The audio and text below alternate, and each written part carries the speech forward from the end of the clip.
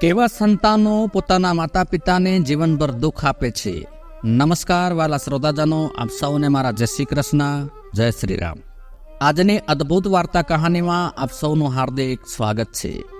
જે સંતાનમાં આ 3 ગુણ હોય છે તે તેના માતા પિતાને ખૂબ જ દુઃખ આપે છે. તે 3 ગુણો કયા છે એ જાણીશું આપણે એક પ્રાચીન કથા દ્વારા. ઘણા સમય પહેલાની આ વાત છે. એક રાજ્યમાં રાજા રાજ કરતા. રાજાને ખૂબ જ એક સુંદર પુત્રી હતી જેનું નામ કલાવતી હોય છે. કલાવતીને તેની સુંદરતા પર ખૂબ જ ગર્વ હતો. તેને તેના રૂપનું ખૂબ જ અભિમાન હતું. તે બાળપણથી જ તેના માતા પિતાની ખૂબ જ લાડકવાઈ હતી. તેથી જ તે સંપૂર્ણ સ્વતંત્રતા સાથે રમી કૂદીને મોટી થઈ હતી. તેને એ વાતનો પણ અહંકાર હતો કે તે એક રાજકુમારી છે. દર્શક મિત્રો, આ સંસારમાં દીકરી હોય કે દીકરો, તેને બગાડવામાં સૌથી મોટો ફાળો તેમના માતા પિતાનો હોય છે.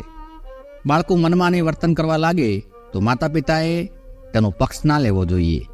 જો જરૂર હોય તો તેને ઠપકો પણ આપવો જોઈએ. અને બાળકો પણ તમારી વાત ત્યારે જ સાંભળશે જ્યારે તમે તેમને નાનપણથી સમજાવ્યા હશે, તેમની દરેક પ્રવૃત્તિ પર નજર રાખી હશે, તેમને આદર્શોના પાઠ ભણાવ્યા હશે. જો માતા પિતાએ આ ન કર્યું હોય તો પછી જ્યારે બાળક મોટું થાય છે ત્યારે મા બાપ સંતાનને સજા કરીને પણ સુધારી શકતા નથી. પછી તેને સમજાવવું વ્યર્થ સાબિત થાય છે. જ્યારે રાજાની પુત્રી લગ્ન માટે લાયક થઈ તો તેના માટે લગ્નના પ્રસ્તાવો આવવા લાગ્યા, પરંતુ કલાવતી તેના દુષ્ટ સ્વભાવને કારણે તેને ટાળી નાખતી હતી. આ બાબતથી રાજાને ખૂબ જ દુઃખ થવા લાગ્યું. રાજા ચિંતિત થવા લાગ્યા કે મને એ ખબર નથી પડતી કે આ રાજકુમારી માટે કેટલા બધા સંબંધો આવ્યા, પરંતુ તે બધાને અપમાનિત કરી અને તેમની મજાક ઉડાવી અને પરત મોકલી દે છે. એટલે રાજા પણ પોતાની પુત્રીની આ હરકતોથી ખૂબ જ નારાજ હતા. પછી એક દિવસ રાજાએ પોતાના રાજ દરબારમાં કલાવતી માટે સ્વયંવરનું આયોજન કર્યું. સ્વયંવરમાં ભાગ લેવા માટે ઘણી જગ્યાએથી રાજકુમાર અને રાજાઓ મહારાજાઓ આવ્યા. બધા રાજાઓ અને મહારાજાઓ પોતપોતાના આસન પર આવીને બેસી ગયા. બીજી તરફ રાજકુમારી કલાવતી તેની સહેલીઓ સાથે હાથમાં માળા લઈને દરબારમાં આવી. કલાવતીને પોતાની સુંદરતા પર ખૂબ જ અહંકાર હતો. બધા રાજકુમારોને ધ્યાનથી જોતી તે આગળ વધવા લાગી અને તે કોઈને કોઈ મુદ્દે તેમની મજાક ઉડાવતી. તે સ્વયંવરમાં ઉપસ્થિત રાજકુમાર કે રાજાઓ પાસે ઊભી રહેતી, કોઈના કોઈ મુદ્દે મજાક ઉડાવી અને પછી આગળ વધી જતી. પછી સભાની વચ્ચે રાજકુમારીના શબ્દોથી, રાજકુમારીના વર્તનથી અપમાનિત બધા રાજકુમારો ઊભા થઈ ગયા અને સ્વયંવર સભા છોડી દીધી. ત્યારે એ રાજા રાજકુમારીના પિતાને આ ઘટનાથી ખૂબ જ ખરાબ લાગે છે અને રાજા સાહેબ વિચારવા લાગે છે કે અમારી પુત્રી એ તો સ્વયંવર સભામાં આવેલા મારા તમામ મહેમાનોનું અપમાન કર્યું છે. રાજાને ક્રોધ આવી ગયો. એટલે રાજાએ આખા દરબારમાં જાહેરાત કરાવી કે હું મારી પુત્રીના આવા કૃત્યો માટે તમારા બધાની ક્ષમા માગું છું. પણ આજે હું આ બધાની સમક્ષ જાહેર કરું છું કે હવે હું આ મારી પુત્રીના વિવાહ કોઈ રાજકુમાર સાથે નહીં, પરંતુ કોઈ રખડતા ભિખારી સાથે કરીશ, જે રોજ ભીખ માંગીને પોતાનું ગુજરાન ચલાવતો હોય. જ્યારે મારી પુત્રી પણ ભિખારીની સાથે ભીખ માંગીને ખાશે ત્યારે તેને ભાન થશે. રાજા સાહેબની આવી જાહેરાત સાંભળીને બધા કહેવા લાગ્યા કે રાજા સાહેબ, આપની આટલી અસંસ્કારી કમંડી પુત્રી સાથે આમોદ થવું જોઈએ.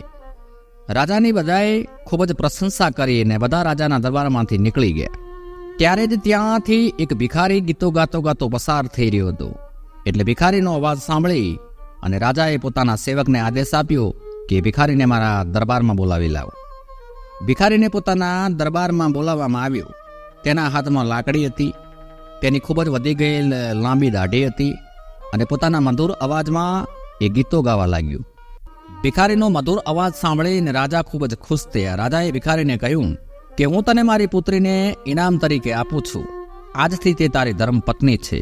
તું તેને તારી સાથે લઈ જા અને જે કંઈ ભીખમાં કાચું પાકું ભોજન મળે તે તું પોતે પણ ખાઈ લેજે અને અમારી પુત્રીને પણ ખવડાવજે. તેના પિતાનો આવો કઠોર નિર્ણય સાંભળીને કલાવતી ખૂબ જ દુઃખી થઈ ગઈ. તે તેના પિતાના આવા નિર્ણયથી ખૂબ જ ઉદાસ થઈ, ખૂબ દુઃખી થઈ ગઈ. પહેલા તો રાજકુમારીએ ભિખારી સાથે જવાની સ્પષ્ટ ના પાડી દીધી, પરંતુ એના પિતાના સખત આદેશથી ગયા વિના છૂટકો ન હતો. તેથી તેને ભિખારી સાથે જવાની ફરજ પડી. રાજાએ પોતાની પુત્રીને કહ્યું કે બેટી, હવેથી આ ભિખારી તારો પતિ છે. જો તે તેને દગો આપ્યો અથવા તેને છોડી દીધો તો તને મૃત્યુદંડની સજા થઈ શકે છે. રાજાએ તાત્કાલિક પોતાની પુત્રીના વિવાહ એ ભિખારી સાથે કરાવી અને કલાવતીને વિદાય આપી દીધી. ભિખારી તો ખુશીથી તેને એક જંગલમાં લઈ ગયો. જંગલમાં એક મોટું આંબાનું ઝાડ હતું. એ આંબાના ઝાડ પર કેરીના ઘણા બધા ફળો લટકી રહ્યા હતા. જંગલની નજીકમાં એક ખૂબ જ મોટું અને લીલુંછમ ખેતર પણ હતું. કલાવતીએ ભિખારીને પૂછ્યું કે આ કોનું ખેતર છે? તો ભિખારીએ જવાબ આપ્યો કે રાજકુમારી, મેં સાંભળ્યું છે કે આ ખેતર એ જ દાઢીવાળા રાજકુમારનું છે જેને તમે સ્વયંવર સભામાં દાઢીવાળો બકરો કહીને અપમાનિત કર્યો હતો. એ રાજકુમારી, તમારી કમનસીબી જુઓ. એ દાઢીવાળા માણસની જેમ મારી પણ દાઢી લાંબી છે. જો તમે એ દાઢીવાળા પુરુષ સાથે લગ્ન કર્યા હોત તો આજે તમે પોતે આ ખેતરના માલિક હોત. પણ હવે પસ્તાવાથી કોઈ ફાયદો નથી. પછી થોડે દૂર ચાલ્યા પછી રાજકુમારી કલાવતીએ સુંદર ફળો અને ફૂલોથી સુભોષિત બગીચો જોયો. એટલે કલાવતીએ પૂછ્યું કે આ બગીચો કોનો છે? તો ભિખારીએ ઉત્તર આપ્યો કે રાજકુમારી, આ બગીચો પણ એ જ દાઢીવાળા માણસનો છે જેનું તમે અપમાન કર્યું હતું. માટે જલ્દીથી અહીંથી ચાલ્યા જાવ, નહીતર જો તે દાઢીવાળા રાજકુમારને ખબર પડી જશે તો તે આપણાને અપમાનિત કરીને બગાડી મૂકશે. કલ્પના કરો કે તમે તેની સાથે લગ્ન કર્યા હોત તો આ બગીચો પણ તમારો જ હોત અને મારા જેવા ભિખારી સાથે આવવું ન પડ્યું હોત. આ રીતે વાતો કરતા કરતા બંને આગળ વધ્યા. પછી એક સુંદર નગરમાં પહોંચ્યા. એવું લાગતું હતું કે જાણે એ નગર કોઈ રાજાની રાજધાની હોય. તો કલાવતીએ પૂછ્યું કે આ નગર કયા રાજાનું છે? ત્યારે ભિખારીએ ઉત્તર આપ્યો અને કહ્યું કે હે રાજકુમારી, આ નગર પણ તે જ દાઢીવાળા માણસનું છે જેનું તમે જાહેર સભામાં અપમાન કર્યું હતું. કલ્પના કરો, જો તમે તેની સાથે લગ્ન કર્યા હોત તો તમે આ નગરના મહારાણી હોત. ભિખારીની આવી વાતો સાંભળીને રાજકુમારીને ખૂબ જ પસ્તાવો થવા લાગ્યો. રાજકુમારીએ કહ્યું કે કાશ મેં તેની સાથે લગ્ન કર્યા હોત તો. ભિખારીએ કલાવતીના મુખેથી આવી વાતો સાંભળી ત્યારે તેણે ગુસ્સે થઈને કહ્યું કે ખબરદાર, હવે પછી કોઈ પુરુષ વિશે વિચાર પણ કર્યો છે તો હવે તમે માત્ર ને માત્ર મારા પત્ની છો અને હું જ તમારો પતિ છું. હવે તમે રાજમહેલના સપના જોવાનું બંધ કરીને મારી ઝૂંપડીમાં મારી સાથે ચાલો. હવે તમારે જીવનભર એ ઝૂંપડીમાં મારી સાથે જીવન વિતાવવું પડશે. આમ કહીને ભિખારી રાજકુમારી કલાવતીને તેની ઝૂંપડી પાસે લઈ આવ્યો, જે રાજાના નગરથી થોડે દૂર એક તળાવના કિનારે બાંધવામાં આવી હતી. તે ઝૂંપડીને જોઈને કલાવતીને ખૂબ જ ગુસ્સો આવી ગયો અને કહ્યું કે આ કેવી નકામી દુર્ગંધ મારતી ઝૂંપડી છે. હું આમાં કેવી રીતે રહી શકીશ? હું તો બહુ મોટા મહેલોમાં રહેવાવાળી છું. આ નાની ઝૂંપડીમાં હું કેવી રીતે જીવી શકું? ત્યારે ભિખારીએ કહ્યું કે રાજકુમારી, આજથી આ ઝૂંપડી જ તમારું નવું ઘર છે. આ ઝૂંપડીમાં રહેવાની ટેવ પાડી દો. કલાવતીએ પૂછ્યું કે અહીં તમારો કોઈ નોકર ચાકર તો દેખાતો નથી. આ ઝૂંપડી સાફ કોણ કરશે? બીજા કોઈ કામ કોણ કરશે? ત્યારે ભિખારીએ કહ્યું કે રાજકુમારી, શું બોલ્યા તમે?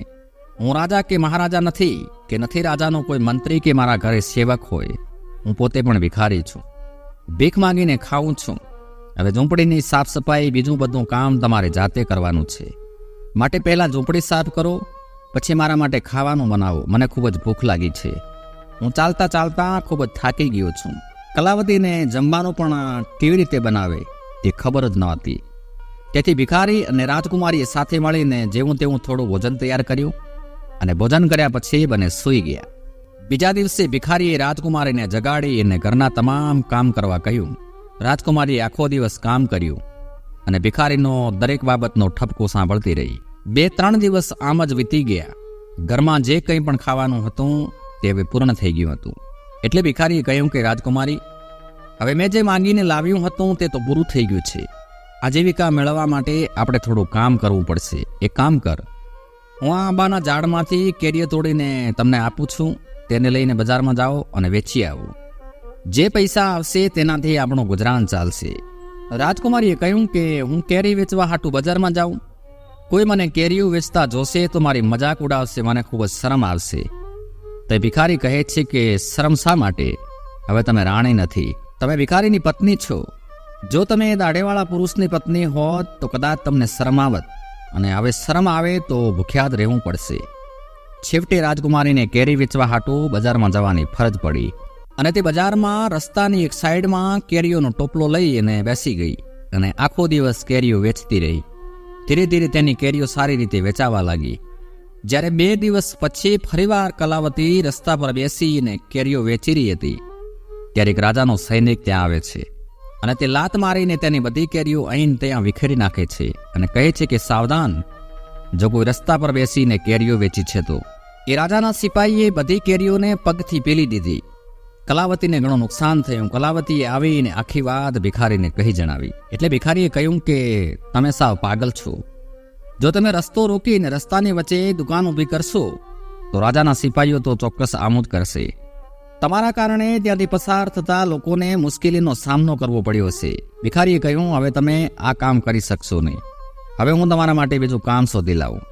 આવું કહીને ભિખારી તો ત્યાંથી ચાલ્યો ગયો અને પાછો કામ શોધી લાવ્યો.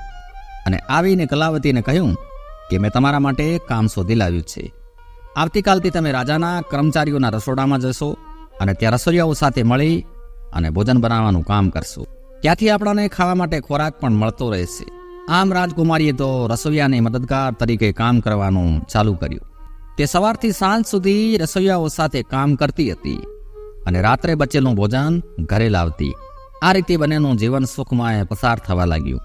પછી એક દિવસની વાત છે. કલાવતી રસોડામાં કામ કરતી હતી. પછી તેણીએ બારી પાસે જઈને જોયું કે રાજાના મહેલમાં કોઈ ઉજવણી થવાની હતી. સમગ્ર મહેલને શણગારવામાં આવ્યો હતો. મોટા મોટા મહેમાનો આવી રહ્યા હતા. નોકર ચાકર સેવક તેમનો આદર સત્કાર કરી રહ્યા હતા. આ બધું જોઈને રાજકુમારી પોતાના ભાગ્ય પર આંસુ વહાવી રહી હતી અને વિચારતી હતી કે જો હું આટલી અહંકારી ન હોત તો મને આ દિવસો જોવા ન મળ્યા હોત. એટલામાં બે દાસીઓ ત્યાં આવે છે અને તે કલાવતીને ટોપલીમાં કેટલીક ખાદ્ય સામગ્રી મૂકી અને જતી રહી. અને કલાવતી તે ટોપલી લઈને તેના ઘરે પરત ફરવા લાગી ત્યારે અચાનક સામેથી એક શાહી પોશાક પહેરેલો માણસ આવ્યો અને તેને રોકી. તે ત્યાંના રાજા જેવો દેખાતો હતો. જ્યારે રાજકુમારીએ તેના ચહેરા તરફ જોયું તો તે ભયથી ધ્રુજવા લાગી.